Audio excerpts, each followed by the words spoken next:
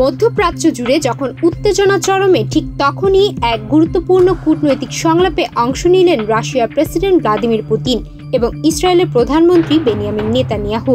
সোমবার সন্ধ্যায় এক ফোন আলাপে তারা গাজা পরিস্থিতি এবং মার্কিন প্রেসিডেন্ট ডোনাল্ড ট্রাম্পের সম্প্রতি যুদ্ধবিরতি পরিকল্পনা নিয়ে বিস্তারিত আলোচনা করেন।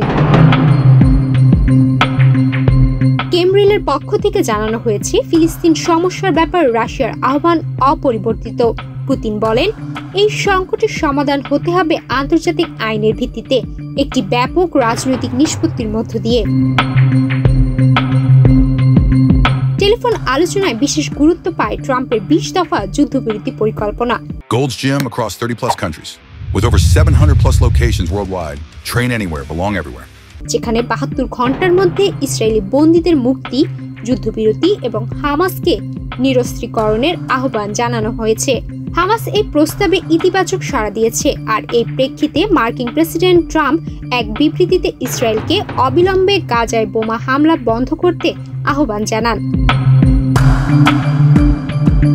এদিন পুতিন ও নেতানিয়াহু ইরানের পারমাণবিক কর্মসূচি, সিরিয়ায় স্থিতিশীলতা ও আঞ্চলিক নিরাপত্তা নিয়েও মতবিনিময় করেছেন। তারা এই সকল ইস্যুতে শান্তিপূর্ণ ও আলোচনা ভিত্তিক সমাধানে আগ্রহ প্রকাশ করেছেন। এদিকে গাজা ভূখণ্ডে ইসরায়েলি হামলার 2 বছর পূর্ণ হতে চলেছে। এই যুদ্ধে নিহত হয়েছে 67,000-এরও বেশি ফিলিস্তিনি, যাদের অধিকাংশই নারী ও শিশু। গাজা এখন প্রায় বসবাসের অযোগ্য, বাস্তুচ্যুতি, দুর্ভিক্ষ ও রোগবালাইয়ের ছড়াছড়ি। পুতিন ও নেতানিয়াহুর এই সংলাপ মধ্যপ্রাচ্যের জটিল সমীকরণের নতুন মাত্রা যোগ করেছে।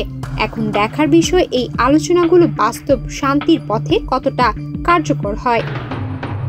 সুমায়া মিতু, বাংলাদেশ প্রতিদিন।